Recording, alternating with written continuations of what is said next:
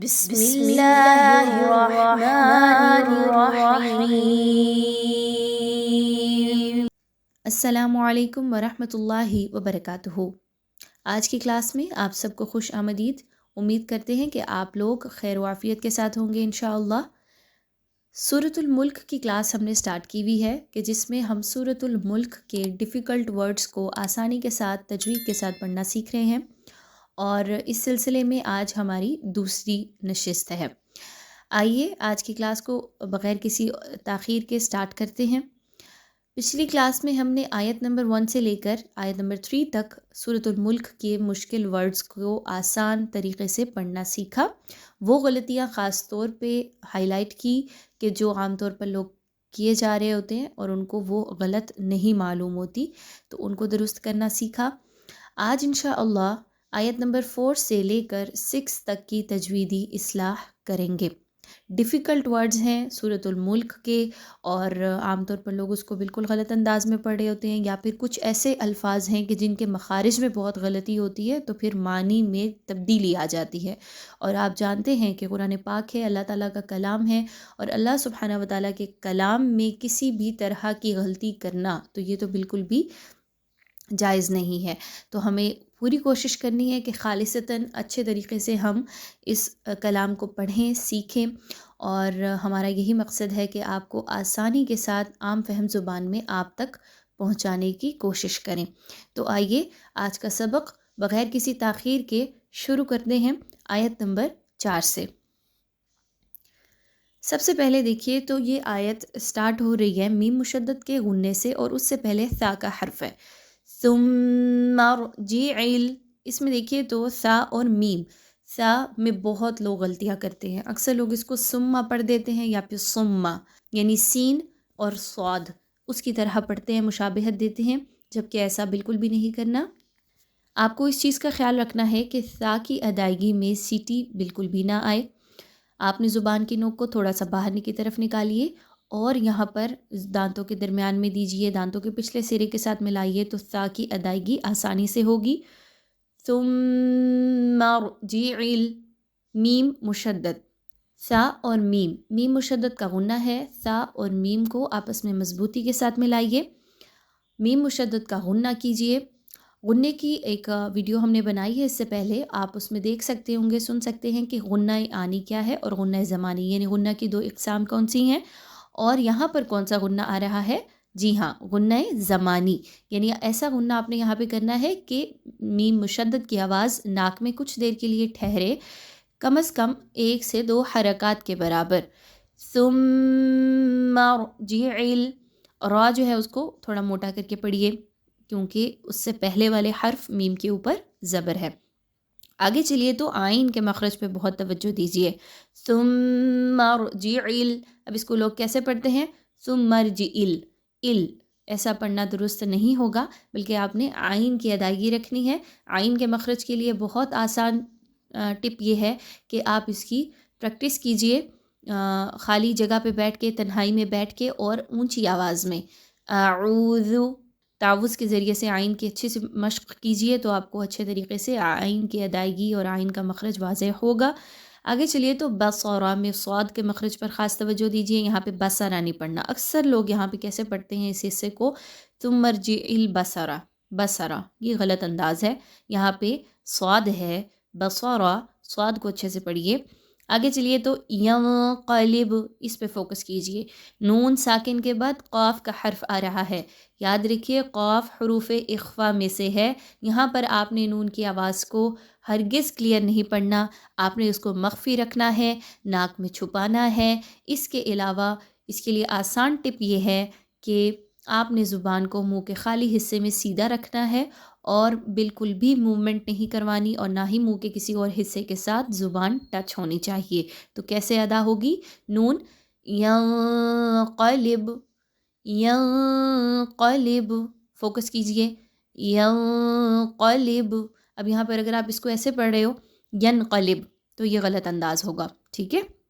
آپ نے یہاں پہ اخفا کرنا ہے اور اچھے طریقے سے کرنا ہے، ینقلب۔ آگے دیکھیے تو با ہے اور با پر جزم کی علامت ہے۔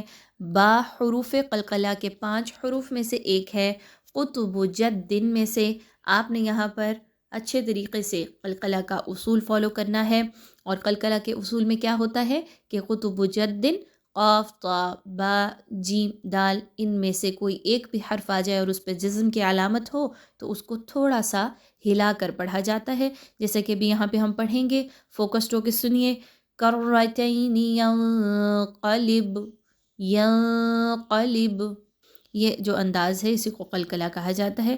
تو آگے چلیے تو الیک البصر، بصر اس میں اگین صاد کو خاص توجہ دیجیے، موٹا پڑھیے. خاسئا وهو حسیر، حمزہ پر دو زبر کی تنوین کے بعد واو کا حرف آ گیا. واو حروف یرملون یعنی ادغام کے لیٹرز میں سے ہے. آپ نے یہاں پہ یاد رکھیے بہت سے اسٹوڈنٹس یہ غلطی کر رہے ہوتے ہیں کہ یہاں پہ نون کی آواز نکالتے ہیں. حمزہ دو زبر ان کیسے پڑھتے ہیں؟ خاسئا وهو حسیر، یہ غلط انداز ہے. یہاں پہ یاد رکھیے نون کی آواز آپ نے بالکل بھی نہیں نکالنی، آپ نے ڈائریکٹلی حمزہ کی دو زبر کی تنوین کو واو کے ساتھ ملانا ہے. تو کس طرح کی آواز نکلے گی؟ خاسئا اون، خاسئا وهو حسیر، اون وهو حسیر. پریکٹس کیجیے اس کی، آپ کو امید ہے واضح ہو گیا ہوگا. آگے چلیے تو ہا ہے. ہا کو بہت سے لوگ ہا کی طرح پڑھ دیتے ہیں، بھاری کر دیتے ہیں یہاں پہ آواز، بلکہ یہاں پہ بہت اچھے سے سافٹلی اور بڑا ہی نرمی کے ساتھ ہا کی ادائیگی کی جائے گی. حلق کے درمیانی حصے سے یاد رکھیے کیسے؟ خاسئا وهو حسیر، وهو حسیر. ایک بار اس آیت کو پڑھتے ہیں. ثم ارجع البصر كرتين ينقلب إليك البصر خاسئا وهو حسير. آگے چلیے تو وَلَقَدْ زَيَّنَّا السَّمَاءَ الدُّنْيَا، زَيَّنَّا السَّمَاءَ الدُّنْيَا اس پہ خاص توجہ دیجیے. بہت سے لوگ اس کو کیسے پڑھتے ہیں؟ یا تو یا کو مضبوطی کے ساتھ نہیں پڑھتے یا پھر نون کو مضبوطی کے ساتھ نہیں پڑھتے. یاد رکھیے یا اور نون دونوں کے اوپر تشدید کی علامت موجود ہے.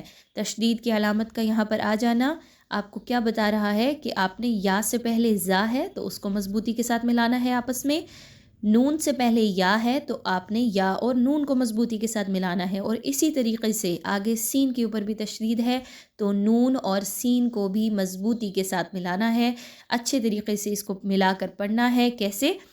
زَيَّنَّا السَّمَاءَ الدُّنْيَا، زَيَّنَّا السَّمَاءَ الدُّنْيَا بِمَصَابِيحَ.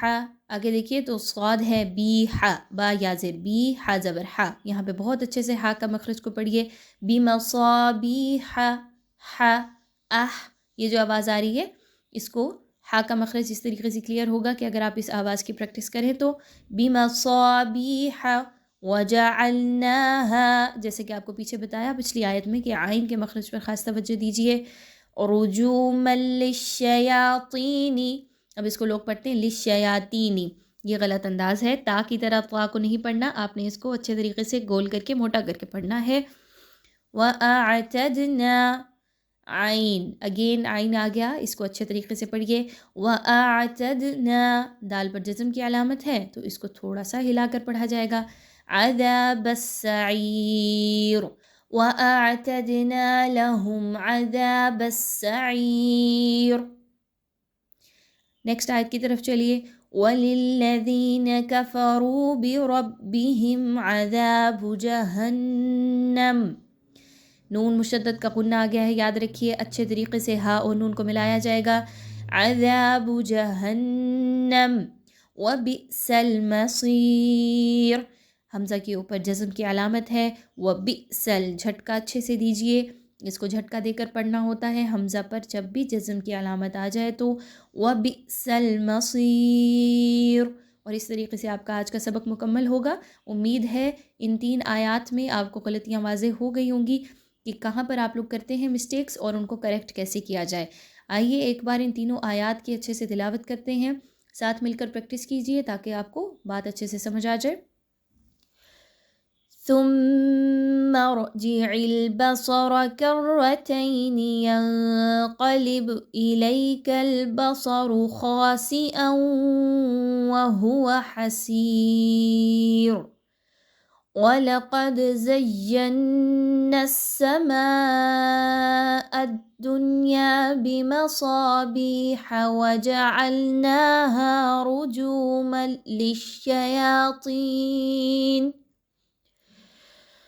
رُجُومًا لِلشَّيَاطِينِ وَأَعْتَدْنَا لَهُمْ عَذَابَ السَّعِيرِ وَلِلَّذِينَ كَفَرُوا بِرَبِّهِمْ عَذَابُ جَهَنَّمَ وَبِئْسَ الْمَصِيرُ.